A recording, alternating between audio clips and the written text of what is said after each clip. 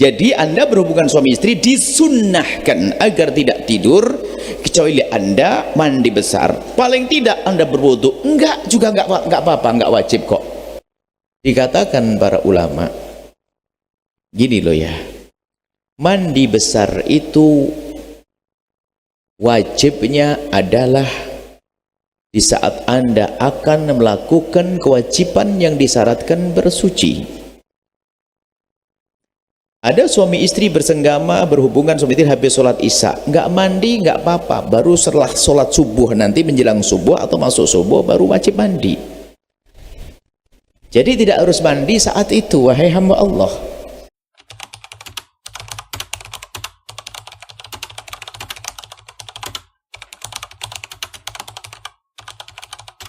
Assalamualaikum warahmatullahi wabarakatuh. Bagaimana cara menyikapi sikap seorang suami yang ketika selesai berhubungan suami istri dia malas untuk mandi wajib, bahkan untuk berwudu pun dia enggan Buya.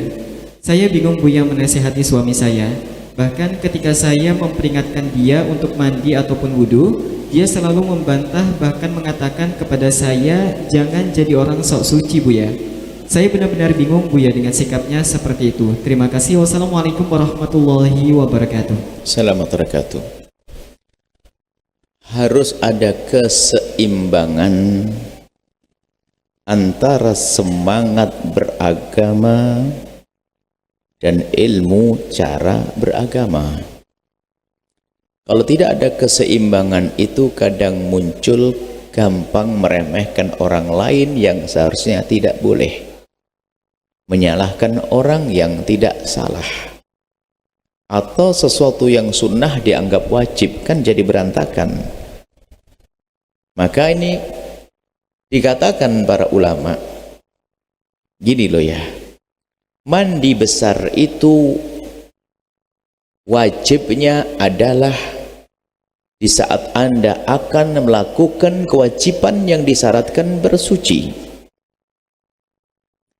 Ada suami istri bersenggama, berhubungan suami istri habis sholat isya, nggak mandi nggak apa-apa, baru setelah sholat subuh nanti menjelang subuh atau masuk subuh baru wajib mandi. Jadi tidak harus mandi saat itu, wahai hamba Allah. Ini gara-gara salah ini mungkin menganggap harus mandi saat itu, sehingga istrinya yang bersemangat beragama menganggap suaminya melakukan dosa gede karena nggak mau langsung mandi. Dan petaka ketidakmengertian ini bahaya sekali, bahkan sering terjadi kepada seorang ibu-ibu. Setiap diajak suami berhubungan, karena apa? Ingat, dipikir harus langsung mandi. Ayo, banyak kan begini. Padahal nggak harus mandi saat itu, wahai ibu. Layani suamimu sampai tuntas, mandinya besok pagi waktu sholat subuh. Nah, karena tidak mengerti kan jadi repot. Makanya jarang ngaji itu susah semuanya.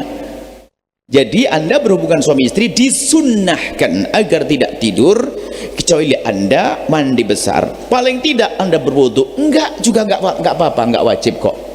Harus paham masalah ini. Sepertinya yang bertanya itu wanita solehah banget, ya cuman mungkin jarang ngaji.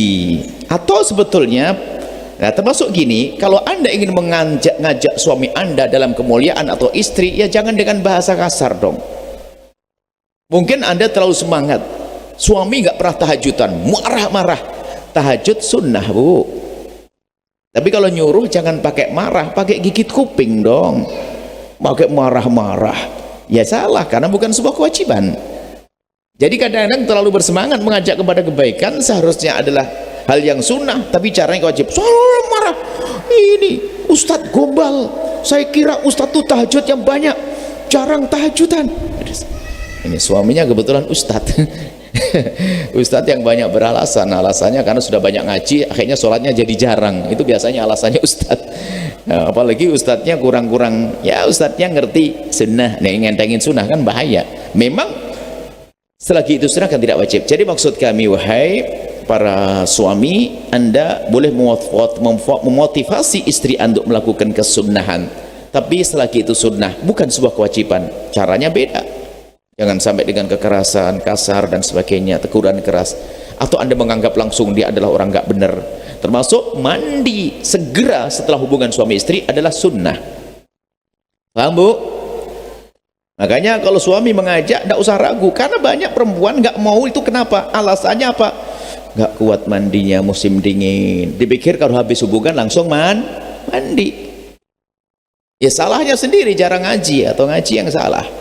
Padahal boleh berhubungan suami istri, mandinya pun boleh nyicil nanti. Dingin kepalanya toh, dingin tangannya toh. Ya boleh sedikit dingin langsung diusap, lap. Habis kedingin kepala kan, kepala dulu yang paling penting kan kepala.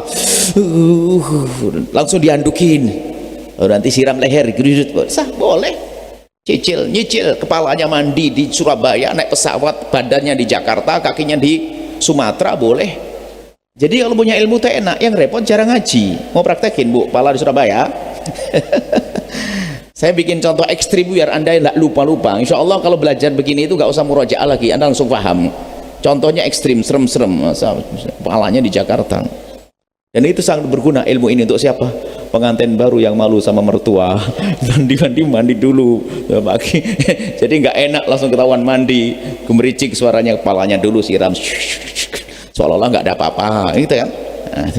Calon jomblo, itu ilmu jomblo ini. Nanti kalau jadi menantu gitu. Sebenarnya ilmu itu sangat mudah ya, jangan sampai salah berguru, salah belajar sehingga ibadah kok jadi susah. Ibu yang solehah yang bertanya nggak usah marah-marah, suamimu tidak melakukan dosa. Cuman suami juga salah bilang orang sok suci itu enggak.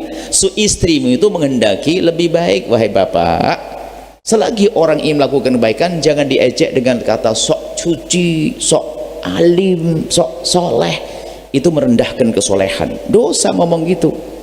Suaminya ngajak kebaikan, diajak sok soleh, sok alim, padahal apa, nggak perlu ngejek sambil ngejek, bilang sok alim sudah ngejek, nyebut kejelekannya.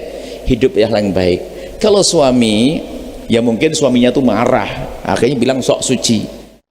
Kalau seandainya Anda belum bisa mengatakan, sayang, abang nggak kuat mandi sekarang, abang dingin, ngomong gitu saja. Kan belum ada air hangat, abang kan suka demam, itu kan ngomong gitu aja, nggak usah sok alim, sok suci. Lu kenapa kok bahasa kasar suami istri itu? Jangan biasakan bahasa kasar.